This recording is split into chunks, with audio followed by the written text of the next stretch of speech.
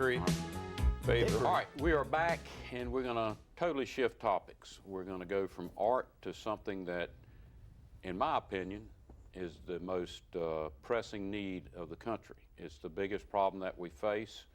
And I'll start off the conversation before I introduce our next two guests, or our next guest rather, by saying this. Last year in the United States, or actually in 2017, I think the data was, 50,000 Americans died of heroin or fentanyl overdoses. Folks, that's shocking. That's beyond shocking. In Vietnam, which is a tragedy to this nation, we lost 58,000 American men and women over a course of 10, 12 years. We're losing almost that every year because of opiate overdoses. And so we're going to talk about that issue on this show a lot, because that's the most pressing issue in the country. It's not what our Congress seems to want to focus on much of the time. Our Congress is just about dysfunctional. I don't have to tell you that. You can watch them at any given time. They go from one little shiny object to another. But the problem that's got to be fixed in this country is going to have to be the problem that we're having with drugs. It's a complicated problem, but I do have some experts that are going to be coming on and sharing some of their opinions on this subject. And I have a couple that are doing a lot of research and have done a lot of research in that field, and that is the mayor of New Bern, former mayor, and also my friend Garret Biss, who's a very noted public speaker on a variety of subjects, and this is one of them. So, gentlemen, I'm going to let, and of course, Phil Knight, he knows all about almost all topics because he reads about 8 different newspapers in 3 different languages every morning before he gets up and finishes his call. Absolutely. Yeah. So anyhow, Lee, I'll let you start off if you would. Well, Phil, I mean, you're talking, or Steve, you're talking about the shocking nature of it. In the last 3 years, I've lost 45 of my clients. That's about 15 clients per year. 45 of them to drug overdoses, alcohol overdose. It's absolutely devastating. Craven County, Pamlico County, Carteret County. I know Garrett's going to give you the number in a minute, so I'm not going to break that up. But what I did was I got tired of seeing these people die. I mean, in my office one day, dead the next day. I'm sitting in Greece.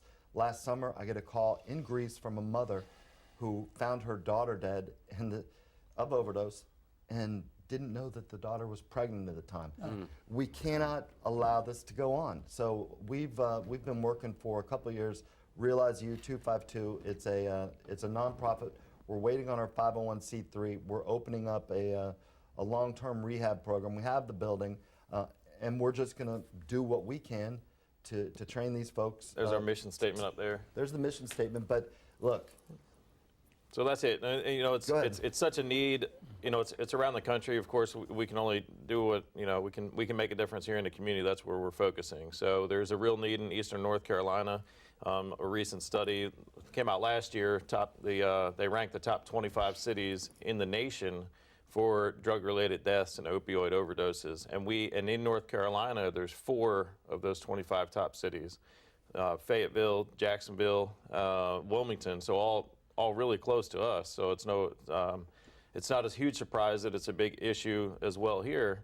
And 2 of those, Garrett, also? Yes. Yeah, in Hickory, but 2 of those that you mentioned, Jacksonville, Fayetteville, are surrounding, you know, military, right, large military bases. And as a retired Marine, does that concern you even more? That it certainly does, and I can understand why there's, you know, such an issue with veterans. I mean, obviously, you know, the nature of the work and some things that we go through, and then different life challenges that veterans face when they transition out of the military, I think creates, you know, there's a lot there that contributes to it.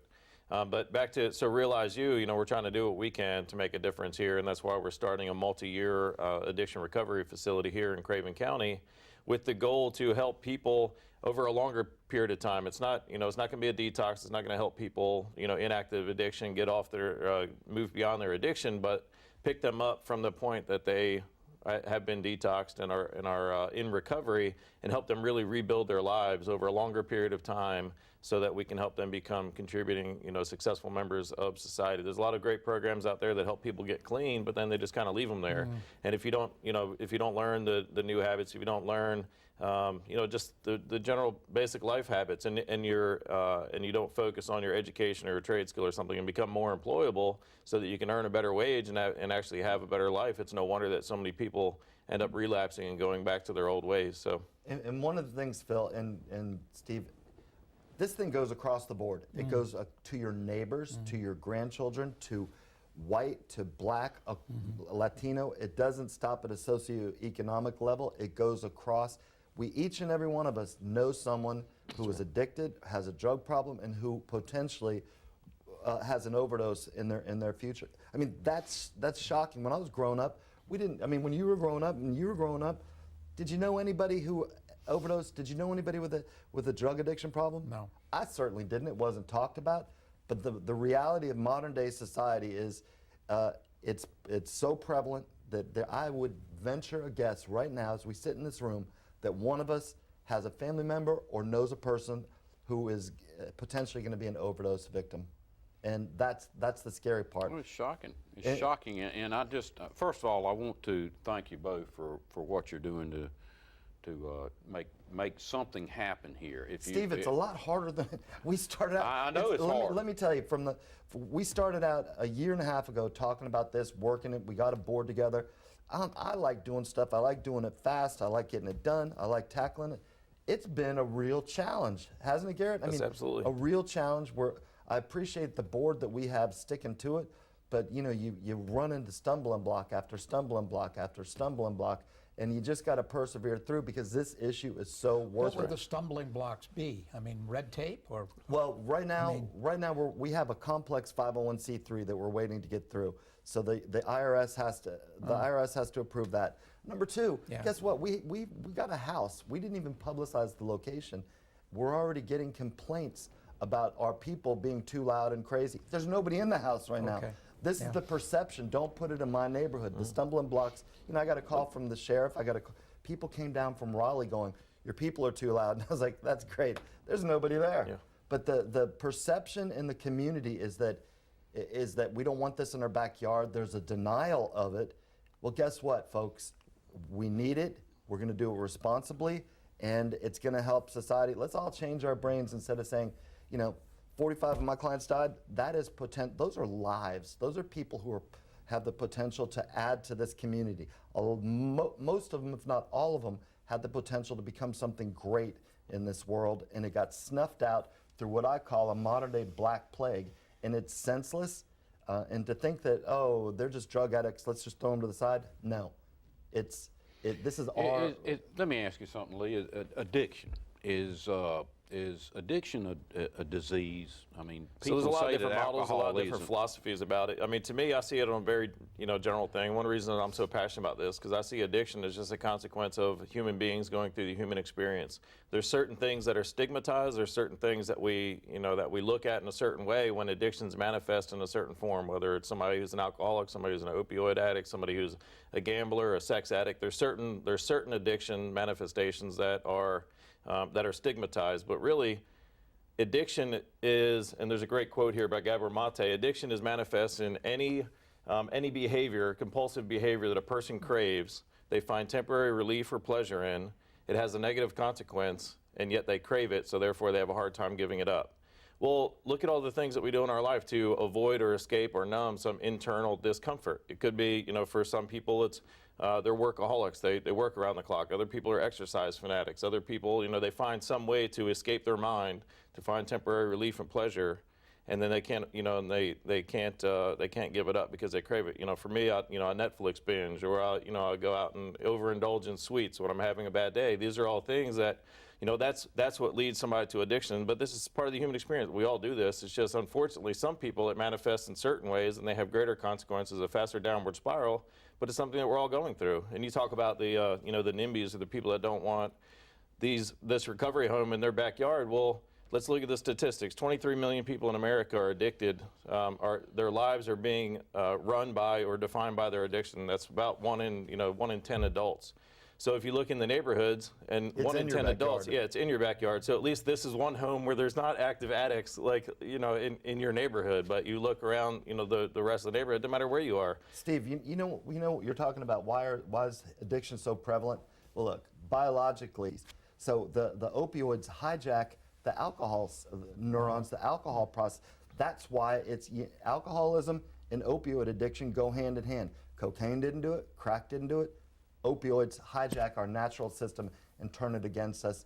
That's why it's so prevalent, and that's why not in your backyard. I'm learning a lot. It is. So am I'm I. learning a It lot. is in your backyard. And we're going to have to take a quick Yeah. commercial break, but stick around. I think we're all going to learn a lot today. We're back, and we're talking about the opiate crisis in America. That is, in my opinion, the biggest challenge that we have as a nation. We've already mentioned the stats, 50,000, 2017, 50,000 young Americans died. Well, I say young. I would say the most of them are younger, died of opiate, or not just opiate, but heroin and fentanyl overdoses. I'm not talking about, the ones that maybe overdosed on pain pills and such as that. But folks, we got a problem, and our Congress does not seem to be making this a priority, nor, in my opinion, is our legislature, not to the extent that they should. I believe several years ago they had funded, or through Trillium, they were supposed to build a drug rehab center over in Greenville, and that was squashed for whatever reason. I never did quite hear, but it was supposed to be was it a 100 or 200 bed facility? It was going to be huge, but that got squashed for the money of it. I Steve, just we're don't losing- understand it. We're losing an entire generation, and Phil Knight brought up a good point that the legislature is in some cases limiting the amount of opioids or prescription drugs that can be prescribed by doctors. That's having some effect, and I think in the 10-year period we're going to see a curbing off of this. But in the meantime, since since around 2012. We're going to be seeing this thing until about 2027 or 2030, and as people wean themselves off of this, we're going to see this wiping out an entire generation. So if you think it's not in your backyard, number one, it is. If you think you can't be susceptible, your family can't, you're wrong. The other thing we have to understand is that there's a bargaining phase when people get into opioids. Well, I can go to 30 days and be done. Well, you actually can't do 30 days. You just can't. The brain is a self-regulating device. It takes 2 years for your brain to regulate the serotonin. So you've got to unprogram your brain, and you have to have support. Yep. AA is a great organization. I mean, that's why it was founded, I guess, to help with the long-term recovery, because as I understand it, I'm certainly not an expert in that Could be field, lifetime. Yes, sir. Alcoholism lifetime. is basically something you have. If you have it, you have to deal with it your entire life.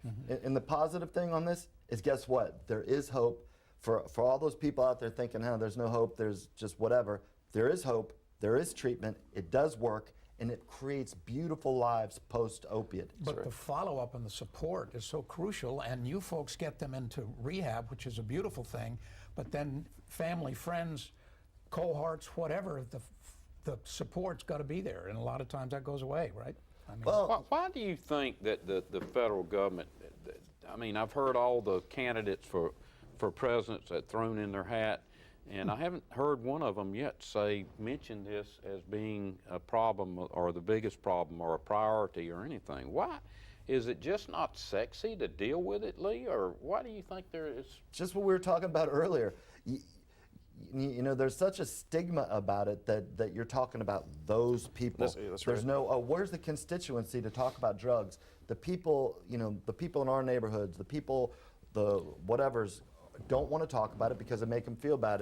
We're less than. You're not less than if you've got a family member that's involved in You drugs. shouldn't be ashamed of And it. that's why it's gotten out The shame, of hand Steve. so quickly, and why so many people aren't finding help, because people don't want to talk about it, because somebody doesn't want to say if their kid's an addict, somebody doesn't want to say if their spouse is an addict, because they're like, oh, well, that's the stigma's going to come back to me. People are going to think Yep. either you're a bad Well, they're parent, gonna you're a say at the bad country brother, you're club. bad, yeah. That's right. So people don't talk about it, and unfortunately, like the success stories, people don't talk about that either, because you still you don't want to advertise like, hey, my son finally found this incredible rehab program. You should guys, if you know anybody, go check it out. But if we go to a restaurant, we love a restaurant, we're going to go tell everybody about it. If we go see a movie, we love that, we're going to tell everybody about it. If it has anything to do with addiction, everybody's afraid to be wrapped up in the stigma, so they don't talk about it. When we started doing the research and learning how many recovery homes there are in North Carolina, there's people that are working in recovery homes that don't recognize how many resources are out there, because people even in the industry don't talk about it and don't have that information. When we were in Vermont this summer, there was an obituary that stated their child had passed away from opioid addiction, and they went through step by step what had happened. And it was a beautiful thing that they would come ahead and do that. Yeah, it's probably a good thing. Did you save a copy of that? Because that is brilliant. I could probably get one. That's yeah. brilliant. The normalization of talking about this, people will die in the shadows if we don't talk about it. I'm told that some of the areas up north, I don't know if it's Vermont, has one of the highest addiction rates of Vermont does. opiates. Yeah, alcohol too. Why is that, you think? I think the theory is that the winters are long and hard, and that's one theory. You don't go out much, you just talked about the alcohol. And I'm not making light of it. That's what they say. Sure. Excuse me. But, You just talked about the alcohol, where the alcohol and the opiates go. I mean, if there is a lot of alcoholism up there, and you're right. I think it's seasonal afflicted disorder that When you were talking about, probably all of us have a family member or a friend.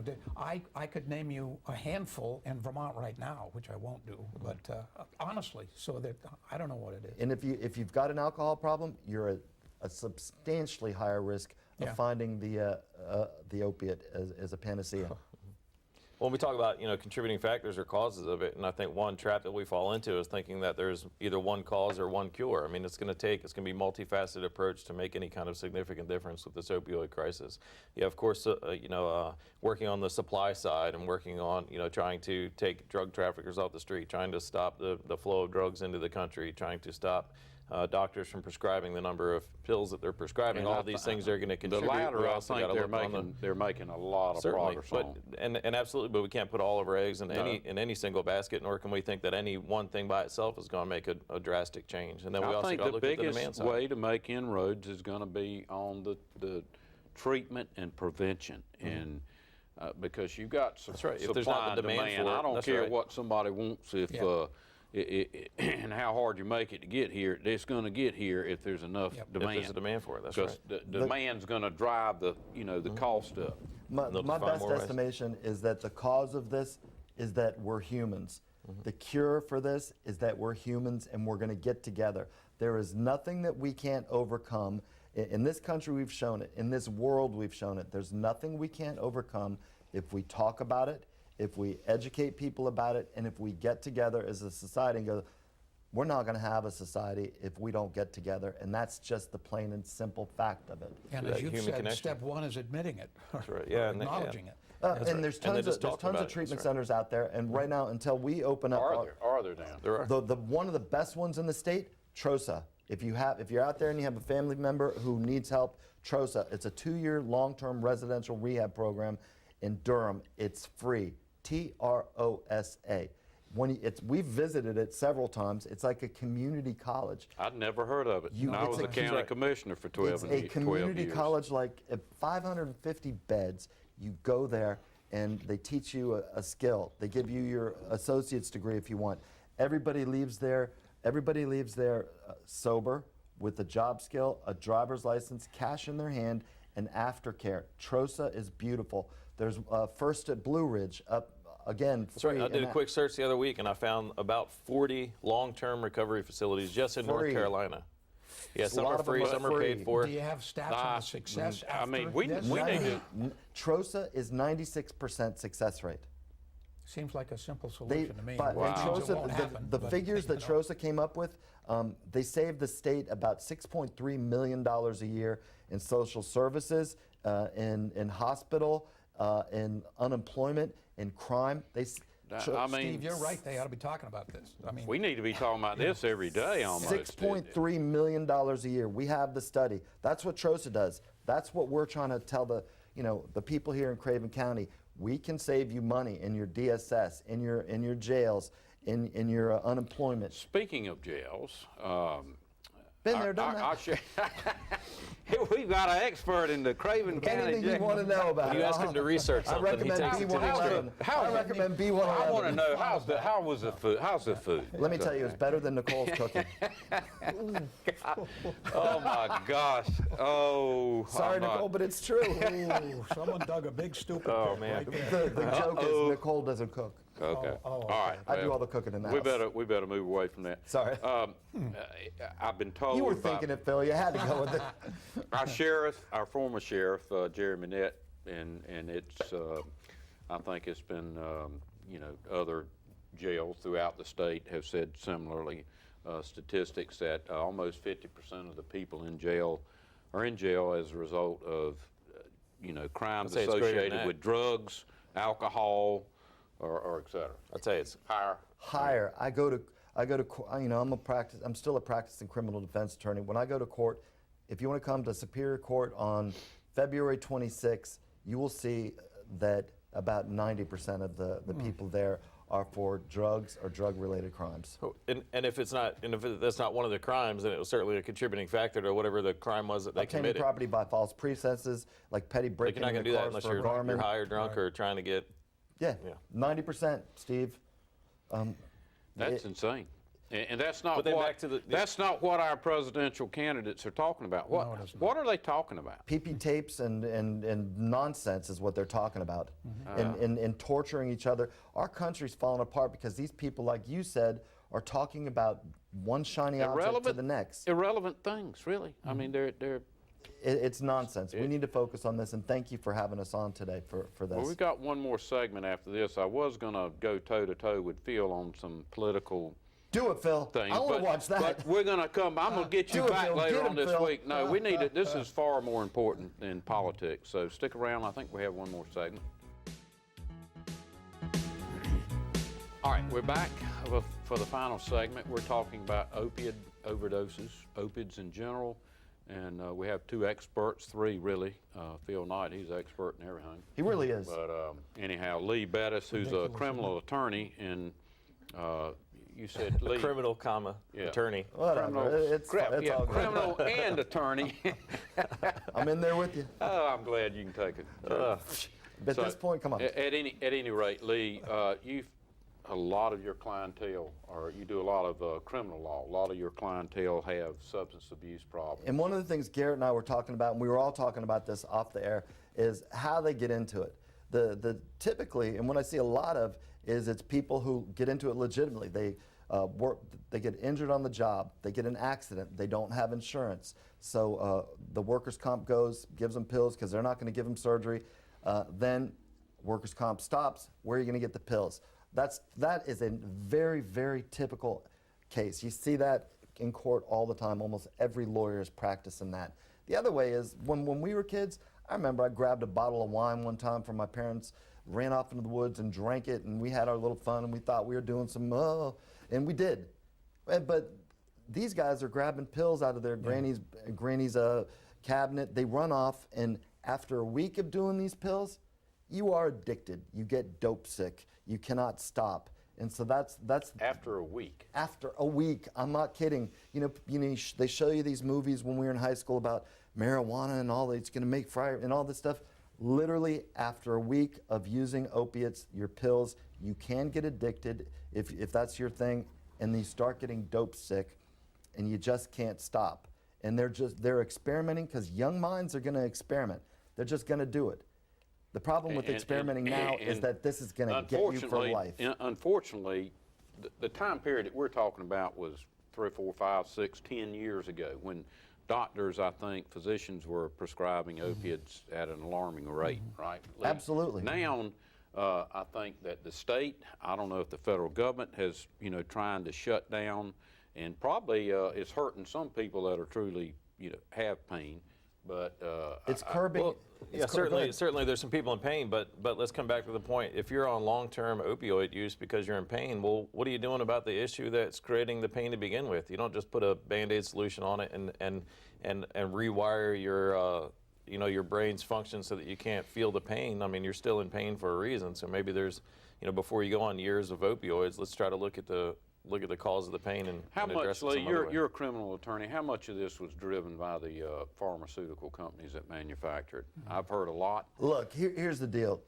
Back in the mid 90s, pain became a diagnosis and a symptom in and of itself. Whereas you had a broken arm before, you'd treat that. The pain from a broken arm became a diagnosis to be treated with a little smiley thing. And that was driven by people wanting to sell pills. And then when Medicaid started paying for it and doctors started prescribing just for pain, separate and aside from the underlying event, I think, let's not be naive. The pharmaceutical companies are out there to make money. They knew that they could make money in Exploit that. perpetuity with this thing. Go ahead, Phil. Phil? No, I'm just saying that is so scary on how that's happened, and it's got to stop. We've seen it. The biggest corollary is, look, we've been selling tobacco products that will kill you for years. 9 out of 10 doctors smoke Lucky Strike. Yeah, remember that was those an ads? advertisement in the 40s. We are not as a country not unfamiliar with selling things Bad and that are promoting bad things for you. that will kill you. So we've been doing it. Opioids just happen to be legal, and now we're years later we're going, oh, it's killing us, and so they've made their pile of money and left the rest of us to sit back and go, how are we going to clean it up? And we will clean it up. And that's the bad parts is what we're talking about. The good part is, once again, there's At least we're talking about it now. All right, That's Garrett, you're a smart guy. He is. Engineer, Pilot. retired Marine pilot. What's your take? What's it going to take? Is it a multi-pronged type? Absolutely. fix? Yeah, there's going to be many different things that come at it. We're talking a lot about the supply side, but also the demand side, and that's what I do with my work as a human potential coach and trainer and applied positive psychology practitioner. I look at the individual and help them, either somebody that's in addiction or somebody that's new in recovery, and focus on things to help build their resilience against that relapse and start to live into their potential. One of the terrible things about addiction is over a long period of time, it really wears somebody's self-efficacy down, their self-esteem down, their ability to create and feel positive emotions from natural ways, and all of these things contribute to their drive, to their ambition, to their belief in themselves. And when you have low positive affect, low self-esteem, you're not really leaning into things. So I help people with positivity for one, and just bringing some normal practices and habits back into their life to cultivate some normal senses of those positive emotions, and then help them get re-engaged in things that really matters, and things that mean something to them, so that their life has more meaning and more purpose, and then how to achieve things once they are engaged in something that really matters. Because I feel like that, it's getting that momentum. It's kind of like riding a bicycle. If you're not making any momentum, it's really hard to stay up, and of course you're going to continue to fall down. But once you can really start to live into your potential and make some progress again and feel good about yourself from the things that you're doing, the things that you're engaged in, then you really have that momentum, and it's a lot easier to keep going.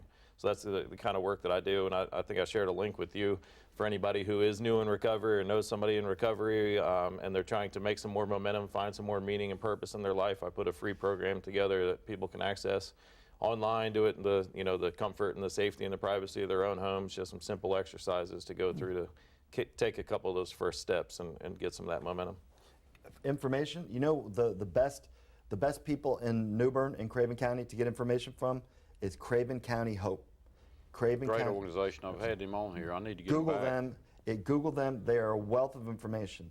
Remember Craven County Hopes. Also remember TROSA, TROSA in Durham, free program. That's the upside. If we overcame Nazi Hitler Germany that was killing the world, we can be the greatest generation since that generation when we overcome this black plague and that scourge. If we get together. We owe it to the younger generations. And we to help. can do it, Steve. I believe it. We can do it. And you started off, we've got 4 grandkids. I pray every day that they'll make good choices. And so far they have. But the point is, you just don't know. Yeah. Just Phil, do you guys talk about? About this stuff with them? Yeah. And that's key. The Talk answer to is them. yes. Give them real answers. Give them real. Speak to them. Talk to your kids. Tell them. Don't try to scare them. Tell them the actual truth about it, and be open and honest about choices. And I think that's great, Phil. It's uncomfortable, but it's great. We are winding down. No. I We can't go. I really would like to see you guys come on at least once a month to talk about this. I'd like to come on with Phil once a week. I'm glad Lee hasn't changed at all. He's just moved his passion from one thing to another. Yeah. He's He needs another 90 days. Energetic guy. Yep, energetic guy. well, So, I do. folks, I hope Thank you, I hope Steve. you've learned a little bit today, and we're gonna continue talking about this. It's the most important topic, problem facing America today. I hope everyone has a great week, and we might see you Friday, Phil. Can you make It's it? up to you, my All right, friend. we'll see you later. Thank you for watching CTV10's All About Craven. For more information or to schedule a guest for the show, check us out on the web at www.allaboutcraven.com or call Otis Tutt at CTV10 at 633-2544.